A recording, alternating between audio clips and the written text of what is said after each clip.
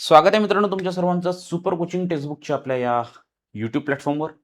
मित्रांनो, एक महत्त्वाचा मुद्दा आजच्या न्यूजपेपरमध्ये आपल्या सर्वांना बघायला मिळाला असेल, की बाबा मुस्लिम बांधवांसाठी जे काही आरक्षण देण्यात आलं होतं, त्याच्यासाठी जो काही विशेष प्रवर्ग तयार करण्यात आला होता आणि त्या माध्यमातून जे 5% आरक्षण दिलं होतं, ते 5% आरक्षण राज्य सरकारने रद्द केलंय. आणि राज्य सरकारने या संदर्भातला जो निर्णय आहे, तो काल रात्री जाहीर केलाय. यापूर्वी या आरक्षणाशी संबंधित जेवढे काही जी-आर्स, जेवढे काही कागदपत्र तयार करण्याच्या परवानग्या राज्य सरकारने दिल्या होत्या, त्या सगळ्या रद्द करण्यात आलेल्या आहेत. बरोबर आहे? साहजिकच आहे. आरक्षण हा आपल्या महाराष्ट्रामध्ये कंटिन्युअसली ज्वलंत राहिलेला एक महत्त्वाचा मुद्दा आहे. सो त्या न्यूजच्या अकॉर्डिंग हा जो काही नेमका इश्यू आहे, हा सर्व इश्यू एकदम व्यवस्थित पद्धतीने आपण समजून घेण्याचा प्रयत्न करू. सो आजच्या या सेशनला सुरुवात करत असताना सगळ्यात पहिल्यांदा याची सुरुवात नेमकी कुठून झाली होती? मुस्लिमांसाठी स्वतंत्र 5% आरक्षण देण्याची तरतूद कधी करण्यात आली? एकंदरीत काय-काय घडामोडी या संदर्भात घडल्या? उच्च न्यायालयाने यावर स्थगिती केव्हा दिली होती? इथपासून आपण सगळ्या गोष्टी समजून घेऊ, जेणेकरून आपल्याला यावर येणारा कोणताही प्रश्न व्यवस्थितरित्या सोडवता येईल. बरोबर इथपर्यंत? त्याच्यामुळे मी सुरुवातच या ठिकाणी अशी केलेली आहे. महाराष्ट्रातील मुस्लिम आरक्षण, उदय, संघर्ष आणि अस्तं. कायदेशीर आणि प्रशासकीय घटनाक्रमाचं योग्य ते विश्लेषण. क्लिअर इथपर्यंत? येस. एकदम व्यवस्थित सगळ्या गोष्टी शांततेत समजून घेऊ. नेमका मुद्दा काय आहे? तुम्हाला लगेच लक्षात येऊन जाईल. ठीक आहे? ऐका आता. सगळ्यात पहिल्यांदा एक गोष्ट मित्रांनो तुम्ही लक्षात घ्या. तुम्हाला एक प्रवर्ग या ठिकाणी नेहमी ऐकायला मिळाला असेल, तो म्हणजे एस-सी-बी-सी, सामाजिक आणि शैक्षणिकदृष्ट्या मागास. बरोबर आहे? सो एस-सी-बी-सी प्रवर्गामध्ये आरक्षण, आता मुस्लिम बांधव जे होतं, यांच्यासाठी नवीन वर्गीकरण करण्यात आलं होतं. त्याच्यासाठी एक विशेष मागास प्रवर्ग आपण तयार केला होता, स्पेशल बॅकवर्ड क्लास ए. आणि या स्पेशल बॅकवर्ड क्लास एच्या माध्यमातून आपण 5% आरक्षण यांना दिलं होतं. मुद्दा क्लिअर झाला? स्पेशल बॅकवर्ड क्लासच्या माध्यमातून 5% आरक्षण आपण यांना दिलं. हा मुद्दा क्लिअर झाला. आता हे जे 5% आरक्षण आपण दिलं होतं, हे कुठे-कुठे? तर नोकरीमध्ये म्हणजे शासकीय व निमशासकीय सरळ सेवा भरतीमध्ये यांना 5% आरक्षण दिलं होतं. प्लस शैक्षणिक संस्थांमध्ये प्रवेशांसाठी आपण यांना 5% आरक्षण दिलं होतं. म्हणजे सरकारने. बरोबर इथपर्यंत? आता झालं असं, 5% आरक्षण दिलं म्हणजे विषय काय झाला? काळ होता जुलै 2014चा. म्हणजे हा जो निर्णय जो लागू झाला, विशेष मागास प्रवर्ग हे जे नवीन प्रवर्ग, नवीन वर्गीकरण करण्यात आलं, विशेष मागास प्रवर्ग अ आणि त्या विशेष मागास प्रवर्ग गट अ मध्ये 5% आरक्षण आपण दिलं. ठीक आहे. आता हा जो निर्णय आला किंवा याचा उगम हा होता जुलै 2014चा काळ. झालं काय? अल्पसंख्याक कल्याण मंत्री तत्कालीन नसीम खान यांनी मंत्रिमंडळ बैठकीमध्ये हा प्रस्ताव सादर केला. बरं, नसीम खान यांनी हा प्रस्ताव सादर केल्यानंतर त्या प्रस्तावावर त्यावेळेस सखोल चर्चा झाली नाही. चर्चा न होऊन सुद्धा एकमताने हा प्रस्ताव मंजूर देखील त्यावेळेस करण्यात आला. हा प्रस्ताव मंजूर झाला. शासन निर्णयानुसार प्रस्तावाला मान्यता मिळाल्यानंतर त्वरित याची अंमलबजावणी सुरू झाली. जुलै 2014चा काळ होता हा. अंमलबजावणी सुरू झाली. अंमलबजावणी सुरू झाल्यानंतर आदेश दिले गेले, caste certificate, caste validity certificate, जात प्रमाणपत्र, जात वैधता प्रमाणपत्र ही कागदपत्र काढा. लक्षात घ्या बरं, ही कागदपत्र काढा. बरोबर आहे? हां. आता इथपर्यंत त्यांनी डिसिजन देऊन टाकला. लक्षात घ्या, अंमलबजावणी झाली. अंमलबजावणी झाल्यानंतर caste certificate, caste validity certificate काढण्याची यांनी परवानगी देऊन टाकली. त्यामुळे हा जो निर्णय होता, हा फक्त कागदोपत्री राहिला नव्हता. तर इनडायरेक्टली याची अंमलबजावणी पण झाली होती. अंमलबजावणी झाल्यानंतर झालं असं झालं असं, या निर्णयाविरोधात जो काही सरकारने निर्णय घेतला होता, या निर्णयाविरोधात उच्च न्यायालयामध्ये रिट याचिका दाखल करण्यात आली. रिट याचिका म्हणजे माहिती आहे आपल्याला, प्राधिलेख. रिट याचिका दाखल करण्यात आली. याचिकाकर्ते होते संजीत शुक्ला. बरोबर आहे. जशी रिट याचिका या ठिकाणी दाखल करण्यात आली, उच्च न्यायालयाने हा जो काही निर्णय होता, म्हणजे ज्या निर्णयाची सरकारकडनं अंमलबजावणी सुरू झालेली होती, त्या निर्णयाला स्थगिती देऊन टाकली. अंतरिम स्थगिती उच्च न्यायालयाने देऊन टाकली. पॉज करून टाकला निर्णय.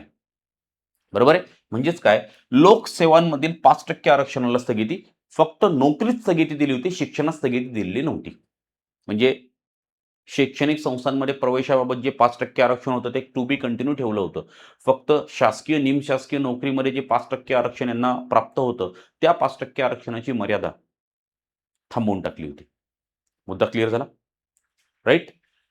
लोकसेवांमधील सरळ सेवा प्रवेश थांबवण्यात येत आहे, उच्च न्यायालयाने सरळ-सरळ सांगितलं. त्याच्यानंतर जर आपण थोडंसं पुढे गेलो, तर विषय काय झाला बघा, तांत्रिक पेच निर्माण झाला. म्हणजे हा कायदा लागू करण्यासाठी अध्यादेश जारी केला गेला. 5% आरक्षणाचा जो कायदा होता, तो जारी करण्यासाठी अध्यादेश लागू केला. अध्यादेशाला ठराविक काळामध्ये मान्यता न मिळाल्यामुळे याचं कायद्यात रूपांतर झालं नाही आणि कायद्यात रूपांतर न झाल्यामुळे हे सगळे बिल व्यपगत झाले, रद्द झाले. अध्यादेश याचा कालावधी मर्यादित स्वरूपाचा असतो. हा तात्पुरता स्वरूपाचा कायदा असतो. याला जर तुम्हाला कायमस्वरूपी करायचं असेल, तर त्याला दोन्ही सभागृहांमध्ये तुम्हाला मान्यता मिळवणं गरजेचं असतं. जर दोन्ही सभागृहांमध्ये त्याला मान्यता मिळाली, तर तो कायमस्वरूपी कायदा होईल. परंतु अध्यादेशाचा जो कालावधी होता, त्या ठराविक कालावधीमध्ये अध्यादेशाला मान्यता मिळाली नाही. अध्यादेशाला मान्यता न मिळाल्यामुळे कायद्यात रूपांतर होऊ शकलं नाही. कायद्यात रूपांतर न झाल्यामुळे तो अध्यादेश व्यपगत झाला, रद्द झाला. त्याच्यामुळे कायदेशीर आधार जो होता तो संपुष्टात आला. प्रशासकीय परिणाम, अध्यादेशाचं कायद्यात रूपांतर नाही, अध्यादेश व्यपगत म्हणजे रद्द, संबंधित शासन निर्णय आणि परिपत्रिका आपोआप रद्द.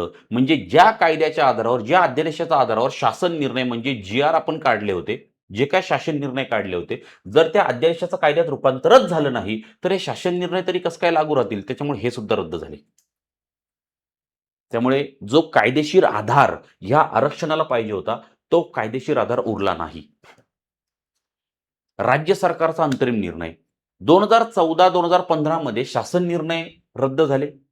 उच्च न्यायालयाने यावर स्थगिती दिली आणि उच्च न्यायालयाने दिलेल्या निर्णयाच्या आधारावर राज्य सरकारने देखील काल मंगळवारी हा जो काही आरक्षणाचा विषय होता, हा आरक्षणाचा विषय रद्द करून टाकला. म्हणजे हे जे 5% आरक्षण होतं, हे 5% आरक्षण कॅन्सल करून टाकलं. म्हणजे आता विषय काय? म्हणजे आता विषय काय? जे शासकीय, निमशासकीय नोकरींमध्ये 5% आरक्षणाच्या आधारावर जॉइन होणार होते, ज्यांचं स्थगितीच्यामुळे जॉइनिंग लांबलेलं होतं, तो आरक्षणाचा कार्यक्रम आता पूर्णपणे संपुष्टात आला म्हणजे त्यांचं जॉइनिंग लांबलं. बरं, इथून पुढे ज्या काही सरळ सेवा भरती असतील, ज्या काही स्पर्धा परीक्षा असतील, या स्पर्धा परीक्षांच्या आधारावर जे 5% आरक्षणाचा लाभ घेत होते, तो लाभ त्यांना इथून पुढे घेता येणार नाही. शैक्षणिक संस्थांमध्ये त्यांनी आरक्षण रद्द केलेलं नाहीये, परंतु नोकर भरतीमधलं आरक्षण पूर्णपणे रद्द करून टाकलेलं आहे. घटनाक्रम जर आपण बघितला, तर जुलै 2014 मंत्रिमंडळ मान्यता आणि जी-आर बाहेर निघाला. ऑगस्ट-सप्टेंबर 2014 मध्ये रीट याचिका संजीत शुक्ला यांनी उच्च न्यायालयात दाखल केली. 14 नोव्हेंबर 2014 न्यायालयाने नोकर भरतीमधलं जे आरक्षण होतं त्याला स्थगिती दिली. 2015 मध्ये अध्यादेशाचा कार्यकाळ संपुष्टात आला. त्याच्यामुळे अध्यादेश व्यपगत झाला, रद्द झाला आणि फायनली अध्यादेश व्यपगत रद्द, त्या अध्यादेशाच्या जोरावर जे काही शासन निर्णय काढले होते, जी काही अंमलबजावणी सुरू झाली होती, ती सुद्धा संपुष्टात आली आणि फायनली अंतिम शासन निर्णय रद्द झाला. म्हणजे जे काही 5% आरक्षण आपण देणार होतो, ते 5% आरक्षण रद्द. सो याचा परिणाम कोणावर पडणार? याचा परिणाम त्या प्रत्येकावर पडेल, जो विद्यार्थी ह्या आरक्षणाचा लाभ घेऊन शासकीय नोकर भरतीत समाविष्ट होण्याचं, सामील होण्याचं स्वप्न बघत होता. जो या आरक्षणाच्या जोरावर स्पर्धा परीक्षांची तयारी करत होता, सरळ सेवेची तयारी करत होता. बरोबर आहे? सो हा होता महत्त्वाचा विषय. सो मुस्लिम बांधवांना यामध्ये 5% आरक्षण मिळालं होतं. त्याच्यासाठी विशेष प्रवर्ग करण्यात आला होता. स्पेशल बॅकवर्ड क्लास ए आणि त्याच्यामुळे त्यांना 5% आरक्षण आपण दिलं होतं. परंतु ते अंमलात आलंच नाही. अंमलात आलंच नाही. जुलै 2014 मध्ये ते बिल सादर झालं.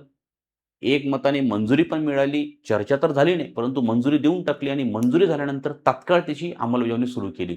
लगेच जात प्रमाणपत्र, जात वैधता प्रमाणपत्र काढण्यासाठी परवानगी देऊन टाकली. म्हणजे हा जो अध्यादेश होता, हा जो निर्णय होता, हा फक्त कागदोपत्री नव्हता, तर त्याची प्रत्यक्षात अंमलबजावणीही सुरू झाली होती. परंतु नंतर त्याच्या संदर्भात रीट याचिका दाखल झाली. उच्च न्यायालयाने स्थगिती दिली. स्थगिती फक्त नोकर भरतीमध्ये दिली होती बरं. आणि तीच स्थगिती जी दिली होती, ती आता रद्द झालेली आहे. म्हणजे इथून पुढे 5% आरक्षण आता उपलब्ध नसेल. सो आरक्षणाच्या दृष्टिकोनातून मध्यंतरीच SC-ST संदर्भात एक महत्त्वाचा निर्णय होता. आता हा दुसरा एक महत्त्वाचा निर्णय आहे. नक्की बघून घ्याल. याबरोबरच उद्या दिनांक 19 फेब्रुवारी या 19 फेब्रुवारी निमित्त आपण राज्यसेवा मुख्य परीक्षेच्या दृष्टिकोनातून वैभवराव सरांचा एक फ्री वेबिनार अरेंज केलेला आहे. राज्यसेवा मुख्यसाठी जर तुम्ही यावेळेस जात असाल, तर तुमच्या सगळ्यांसाठी तो वेबिनार खूप जास्त महत्त्वाचा असेल. कारण त्या ठिकाणी आन्सर रायटिंगसाठी आम्ही तुम्हाला रेडीमेड फ्रेमवर्क प्रोव्हाईड करतोय. म्हणजे प्रश्न कोणत्याही स्वरूपाचा असू द्या, आन्सर राईट करत असताना ते कशाप्रकारे तुम्हाला करायचंय, हे तुम्हाला त्या सेमिनारमध्ये सांगितलं जाईल. याबरोबरच प्रत्येक विषयांसाठीचा तुमचा अप्रोच कसा असायला पाहिजे, तो अप्रोच तुमचा त्या ठिकाणी बिल्ड करून दिला जाईल. प्लस त्या वेबिनारला तुम्हाला फ्री गिफ्ट्स, फ्री मटेरियलही अवेलेबल होईल. जे मटेरियल तुम्हाला प्रिपरेशनसाठी खूप जास्त महत्त्वाचं असेल. सो असा हा जो वेबिनार आहे, जो तुमच्या सगळ्यांसाठी फायदेशीर आहे. नक्की त्या वेबिनारचा लाभ घ्या. 19 फेब्रुवारी सायंकाळी 6 वाजता हा वेबिनार असेल. या व्यतिरिक्त आपल्या YouTube सेशनवर वेगवेगळे मेन्स अकॉर्डिंग सीरीज चालू आहेत. त्या सीरीजचाही लाभ घ्या आणि टेक्स्टबुकने एम-पी-एस-सी राज्यसेवा गुरुकुल मेन्स 2025 एक प्रोग्राम लॉन्च केला आहे. हा प्रोग्राम जर आपल्याला जॉइन करायचा असेल, तर आपण माझ्यासोबत संपर्क साधू शकता. माझा नंबर मी तुम्हाला त्यासाठी ह्या ठिकाणी देऊन ठेवतो. आपण राज्यसेवा मेन्सला पात्र आहात. आपल्याला स्कोर चांगला आहे. यावेळेस राज्यसेवा मेन्स आपण देणार आहात. बिनधास्त कॉन्टॅक्ट करा. कारण महाराष्ट्रामध्ये टेक्स्टबुक सुपर कोचिंग हा एकमेव प्लॅटफॉर्म आहे, जो मेन्सची तयारीसुद्धा करून घेतोय आणि मेन्सच्या टेस्ट सीरीजसुद्धा घेतोय. राइट? सो नक्की विचार करा. Thank you.